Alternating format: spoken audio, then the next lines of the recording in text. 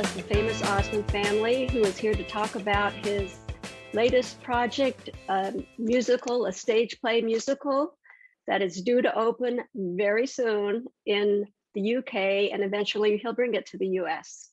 So right now, Jay Osmond. Hey, Jay. It's a continuation. You know, when I interviewed you, oh gosh, how many months ago now, I said I'd be back with updates periodically, and you are here now to give us an update. Since our interview, a lot of people have asked me about your musical and when you might be bringing it to the US. So what I want to do right now is concentrate on that project of yours, and it's called The Osmonds, the Musical. That's right, and it's my story about my life, and you know, everybody in my family has written a book, or or Donnie's, for instance, he's doing a great show in Vegas. It's amazing, and in his memoirs, they're on video, and about all the family, and my brother Merrill's out there in England, and he's doing a great show, and he's got clips of the family, and it's my voice and all the brothers' voices in the background of his show, and then each one of us has a different perception of what happened, and it was a whirlwind back in the 70s and 60s, 70s, and 80s, and even into the 90s, and so this is my time to tell my perception of how I saw everything. I was right in the middle. I was the youngest Osmond brother on the Andy Williams show, and the lead singer when we first started, and so it shows an evolution of how it all began, from my perspective. Yeah. And so, well, yes, this is yours. I mean, you wrote your first book, and this started out to be your second book. That's However, right. You were approached and it turned into a movie. Now, in 2001, I believe Jimmy did his own movie called Inside the Osmonds. Right. So, can you explain a little bit about how this differs from that, besides being packed full of music? Well, Jimmy produced this show about what it was like to be inside the Osmonds. And so we all participated and did interviews and everything, and he produced it, and of course none of us got any money from it, but that doesn't matter. It was just we were all supportive of each other's projects. And so he did that movie, and then of course the family wanted me to produce the movie called Side by Side, where I had my angel mother there right next to me, and that was Mother's perception of the movie Side by Side, of how she saw the family and how it evolved, and how it all got together, and what we did, and her relationship with Father and us. And so it was her from her eyes, how she saw it. But this particular show is how I saw it, and how I see my brothers, and it was really interesting. The hardest part of this particular casting, and by the way, the oldest brothers have been casted now, which is they're the best. They're the best of the best. They're the West End kind of performers who are seasoned performers. Yeah. And we went through so many, but the hardest one is Father, because my father was such a great man, and it's hard to kind of put it in words. But he was a cross between John Wayne, Cary Grant, and who was the other? I wrote it down somewhere. Anyway, he was a cross. I wrote it down. And Clark Gable. Clark Gable. Wow. It was a mixture of all of that. He was, I call him a man of steel and velvet, because he was hard. He was tough. He was a sergeant, and he was honored by the Air Force when he died. He had a 21 gun salute, and then they read off all those things that he did in the war. That my father didn't have a father, so he taught us to be the discipline of how important that is, and how when you want something, you go for it, and that Discipline is remembering what you want. And so you bet it was hard as a kid. But I look back now, and all my brothers and my sister got it kind of easy because that was Father's little angel because she was born on his birthday, anyways. Yes. But my brothers and I will all say, what a great man. He was different than some people like to compare him to the Jacksons' father. Totally I different. don't see that. No, I don't see that from everything I know about you guys. I mean, other people, and they were like he was nothing like that. No. He was tough, but he was a great man. And so but he was a great man, and he taught us a lot of things that are important that we hold dear to this day. The hardest part is to find the man, like for instance, Andy's father, his name was Jay, and I saw a lot of fathers. I saw the Lennon's sister's father. I saw how different fathers will, and they're all good men, but my father had it all together. And it's hard to find someone to depict him. And so, like for instance, people will say, well, wasn't your father really like Michael Jackson's father? Nothing like that. And so anyway, this is the only way I could say, because my father was not abusive at all, but he was firm. Now, I don't know if you can understand that today, in today's world, people don't understand that, because he was very firm. But he was loving.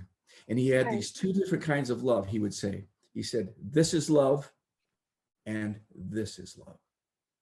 So now, if you can understand that, wrap your head around that, so many people can't, and I'm trying so hard in my play to represent him the best I can. He absolutely loved my mother.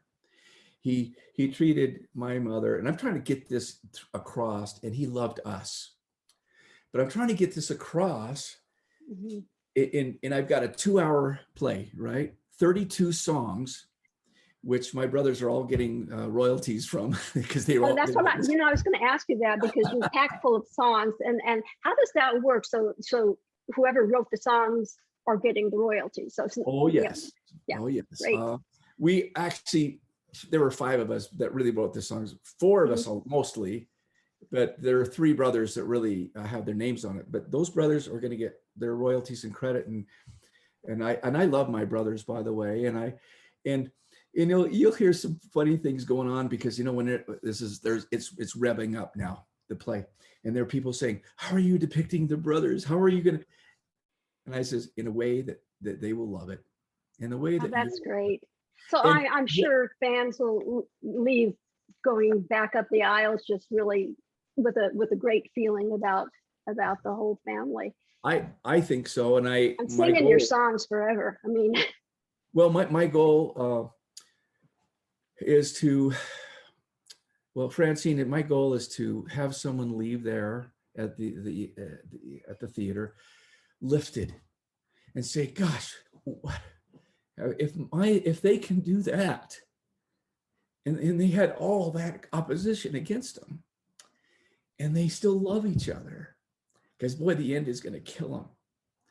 Yeah, you're going to see some hard stuff in there, of course, and I've heard some fans say, how are you going to depict Meryl and Alan and Wayne, and I say, in a way that is honest and real, but loving. And well, knowing you can't help but that. I know you're very spiritual. Yeah. You've always been that way. See, I know it's not going to be like a tell-all dirty show, not right. Sexy dirty, but you're an Osmond. But no, I know it's going to be done in a fair way, and from everything that I've read about it, it's that way. But let me ask you. So this is your project. This is coming from you. Did you ask for any input from your family, or how did that work? Well, okay. Well, these are great questions. And Francine, that's why I wanted to have you have the exclusive on this, because you asked the best questions. First of all, I want you to do this. I could have gone to so many different people, but you have proven yourself to be credible. Your reputation is fantastic. You've always been fair to our family, and you're a good journalist. You do your homework, and you. So let me just tell you how grateful I am. And by the way, you have an opening. Um, what do you call it? Opening for the opening Premiere. premiere. Oh, Anytime. Uh, um, um, I did invite my brother Merrill. Okay, and I oh, you to invited join you in this project, you mean? to join me and to help me write it. Uh-huh. And this was 3 years, maybe 4 years ago now. But he declined because he was so busy with so many other projects. And he says, and he says, it just, Jay, you go do your project. Your little project's going to be fine. You're going to be fine on your own. And I says, Meryl, I've never done anything on my own. It's always been with the brothers. I mean, when we did the Donnie and Marie show, I was in charge of the I'm a Little Bit Rock and Roll. You were in charge of that. I mean, I've always done things with my brothers. Yeah. Even when I did the movie Side by Side, everybody else, but I got a little depressed, and he said, and I said, I can't really do this on my own, and he says, you can do it. And I said, well, I've never done it, but it's, so it was the best thing he ever did for me. I found with my cheerleader wife, who, I found my voice. Yes. And he actually did me a favor by saying no. Well, I have done my homework before this interview because when we parted last time, I started doing some background, and I heard that Wayne had said when you told him about your project, he said, "Oh, that's wonderful. I'm proud of you." And Donnie said he'll try to make it to the premiere. And I'll tell you, if Donnie takes his plane to the premiere, have him give me a ride. Because that's how I got over to England, was in Donnie's plane. There is a story about Marie. How did she react when you told her about this? Well, Marie was actually, she has a funny sense of humor. And I says, Marie, the person who played you in our workshop, Andrew Lloyd Webber's producers, Tom DeKaiser and Hamish Greer, are our producers. And Andrew Lloyd Webber let us use his facility and his whatever it is, the theater, to do the workshop. And I says, the person who played you, Marie, in the workshop played the head witch, the good witch in Wicked. And she says, "Oh, good. I'm glad at least it was the good witch, not that witch." That's just Marie. But anyway. But she was very supportive of this project. Oh, she was. And but Verl and Tom are in there, and you're gonna love them. And so, but how it all started. It was Bosa Anderson who was I was telling, right after our interview, our first one, I went to England and then to Sweden, and I was going to write, as you mentioned, my second book. And he says, "Why would you want to write a second book? Put it in a living memoir." And that's what Donnie's doing, really, on stage. But mine is going to be in a play. But Meryl's doing that in his way. But so that really started my mind to think, and and then I thought about all the people who are guest stars in my play, and it's not just my family. It's Andy Williams, it's Elvis, it's Chuck Norris. I mean, it's so many people that have made a major impact on me. And they're all included in the play. Do they come in? Yeah. Oh, you have a cast of thousands, sweetie. well, some are just mentioned. Some are just mentioned. Some are, but I do mention, Francine, it's been a very difficult project. How do you put 2 hours worth, 50 something years of your life and 32 songs in 2 hours and make it live and make it? And when we did the workshop, I was a little nervous because Uh, um, you know, we invited the critics, you know, invited producers, the theater owners, all these people to come see this. And I was just kind of like, whoa, you know, my anxiety was going. I was really thrilled how, and this was one of the first stages of our scripts even. I mean, it's evolved so well now, you wouldn't believe it, but, and we're still working on it. But to see them all stand up, to cry, to laugh, and to clap, and to excite and sing along. I mean, and every one of them wanted it.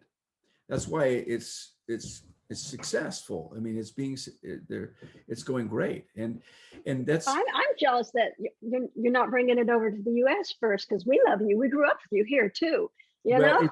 it's well, thank you, and it's planning to come there. It's going to Canada first, and then to the U.S. And so, and a lot of people say, well, why didn't you just start it in the U.S.? But because Bosa had all his connections first in England, and Andrew Lloyd Webber's people. You know, Bill Deemer, who is one of the most sought out choreographers, he is so thrilled to doing this project. And of course, Sean Carrison and Julian Bigg and are all involved in it. They're amazing writers, and they've helped me. And you know, they've even helped me. The one who I really want to say thank you to is my cheerleader, my wife, because so many times she'd say, you need to go play your drums right now. You're getting really emotionally involved in this. And she's been there watching me from day one. You know, last time I interviewed you said that you would play your drum solo for us next time, but we're not going to have time this time. Next time I see you, you're going to do your solo for us. Okay, that's a deal. That's a deal. But what I'm trying to do is show the hard work and sacrifice. Now, Bill Deemer said something that got misconstrued out there somewhere. He said, boy, if you to do that right now, you know, with the way you work such hard as kids, it would be kind of cruel. Well, that got really distorted out there. And he feels so bad that got out. But you know how the press is, sometimes they get distorted. Well, because we worked hard. I mean, there were no child labor laws, and we worked hard. That's all we knew, is really hard work. And so the hardest other part of this show is to cast. There are 3 sets of kids, because they can't all work like we did. We got to find 3 sets of kids that can sing, dance, play instruments, and that's the extra challenge. Thank goodness we found the adult ones. How did you find the drummer? Did you audition the drummer yourself? I've talked to a lot of them. Let me tell you. What I would like to do, I would like you to, because I would like to give you some tidbits, but just you. And I want you to interview some of the cast members that I have and that we've caught. Also, one thing, and I'm gonna, she doesn't know I'm doing this. Her name's Judy. She's a great friend. She was one of Mother's assistants. She does not know that I'm doing this, or saying this, but in the script, we have a character named Judy, it's Judy. And we put all of Mother's assistants into one character called Judy. And she's going to think it's hysterical, but she doesn't know we're doing that, but until tonight. But anyway, it was really, as kids, we worked with the best in Hollywood. And so, I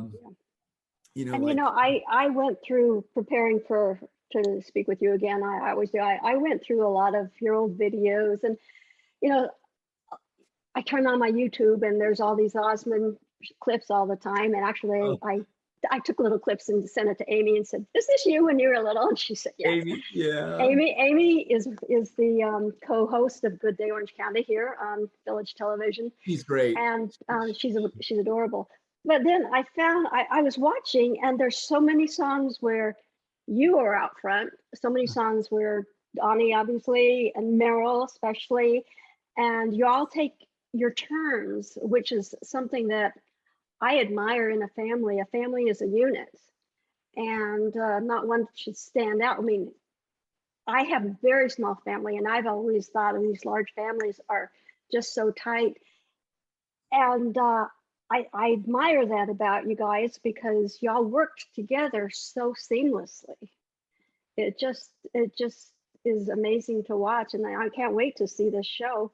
You know Um, what, and it's so neat that we have, that's why even though we're doing our own projects, you know, and mhm. I'm glad that Merrill's out there because he's doing his own thing. He always wanted to do it. And Donnie, and he's doing his thing. And yet we all supported each other. Marie's out there losing 50 pounds. So I tried that stuff. We're kind of interwoven. Mhm. But I grew up with a group identity. That's why it was so hard for me to do this project on my own. When Merrill said, you go ahead and do it on your own, it was so hard, but the best thing he ever did was to do that. And Well, the first time I met you, it was a long time ago. It was at something in I don't remember where exactly, but it was a long time ago.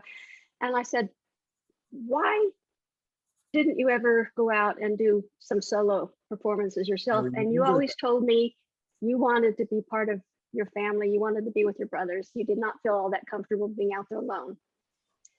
I, So that actually is when I reviewed your CD one time. I said, well, why didn't you have a solo career like Donnie and Merrill and Jimmy and Marie, but you weren't comfortable doing that. You just feel like you'd rather be part of your group. it's, you know, it took me so long because we were a band of brothers. Hmm. And I grew up with, you know, having each other's back. Our father, boy, it's the first thing he taught us, have each other's backs. Even when we were in interviews and would use, and I'll give you this little secret, I don't think everybody's ever written it about, we'd use the word television. If one of the brothers was uncomfortable with what was being asked, or you say, you'd bring up the word television, and one of the brothers would hear it and would come to their rescue. That was a code word. And we're, even now, we're interwoven, you know. We have we have things in common, and even in our solo acts, we incorporate each other's even though we're individuals, but right now, we still have that input. Everything we do, even Alan, he talks about the family. Um, uh, you know, in Merrill, he brings in the brothers and Donnie. Uh, Yeah. so it's just, it's Well, the Osmonds have been pop culture for 60 some odd years. Let's face it. That's it's going to be a show that I'm sure everybody's going to want to get to, and I will want to see it. I know everybody I know that has grown up with you guys wants to see the show, and I you know, it's just, it's really a celebration. It's the best word I could put it. It's a celebration of my life, and how I saw things, and it's so positive. Yeah, there's some hard things in there, and but boy, but it's nothing negative. no, You know, even though knowing you you, it know couldn't there are be. some weird things out there about the negative, it's a positive show, and people come out there. I want them to leave feeling lifted, and feeling that, wow, what a united family. How could they go through all that? And we're going to go through some of the things in there about how we lost our money, and but there's nothing negative in there. And That's all out in the open anyway, right? oh Everything that yeah, you're but you tackling know, is people know all the challenges, but I, right. from my perception, is how did we handle those perceptions? My Mhm. father in there, and probably I don't want to give too much away, but he says, you know, he comes to me and he says, Jay, I'm so sorry. I've been really hard on you.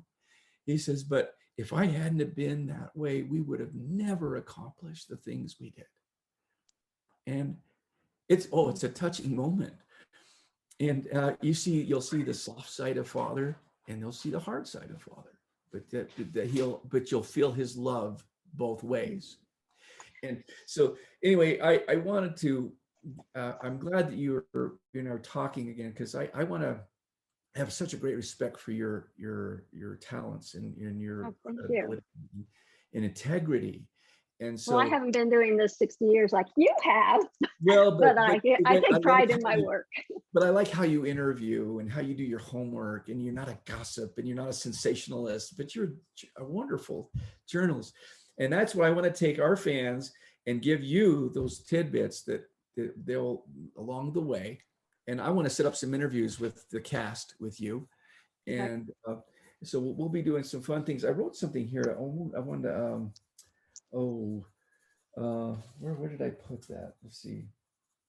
Oh, darn it. I wanted to ask you, mm, oh, I don't know where to put it, but anyway, but Jay, it's about, Jay is the narrator of this play. Okay, now not me, Jay. Oh, okay. But So now we know the format now. You're narrating it. Your character, you as you exactly, from inside your exactly. head is narrating what is going on. Right. The adult Jay, the guy that you're gonna see, and we posted up who these actors are. The guy who plays me is the narrator. And I'm gonna give you a sneak peek of that. I'll send you the link and then you can see that. Cool. But anyway, so he narrates and he goes in and out, and he's the only actor that addresses the audience. In other words, he's the only actor that actually talks to the audience, Mm-hmm. because Cool. it's really my story, and it really comes back. Right. It's oh, it's those writers have really helped me put this. It's so creative, and I'm the main writer, but Well, you'd have to be because it's your life. But it's let me ask you right before we go. We're almost out of time, but this is so fun. I cannot wait to see this. Are you going to write any more after this is already complete? Do you think you see yourself as a playwright from the you know future? what I'm going to do. I'm going to put an album out of the actors and the singing all of our songs, but there'll be the voices of them singing the Oh my. Osmond.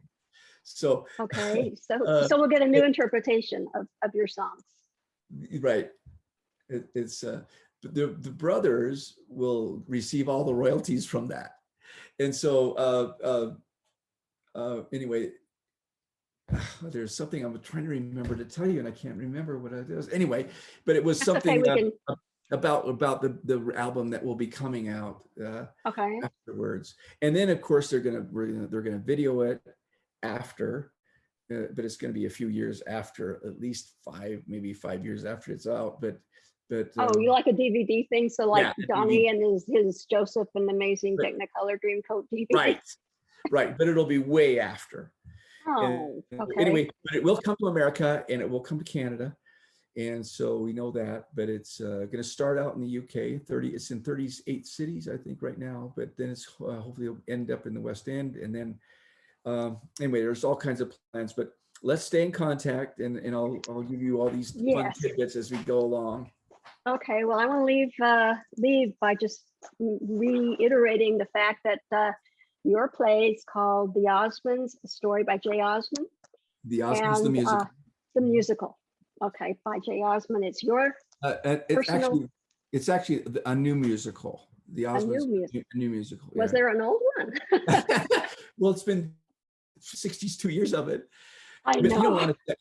on a sad note, Francine, the guy who taught me my drums, okay, who taught me, anyone who knows me, he was my first drum teacher, okay, and who I patterned my style after was Elvis's drummer, Ronnie Tutt, and he died today. And I Oh my don't want to leave gosh. this on a sad note, but I am really sad.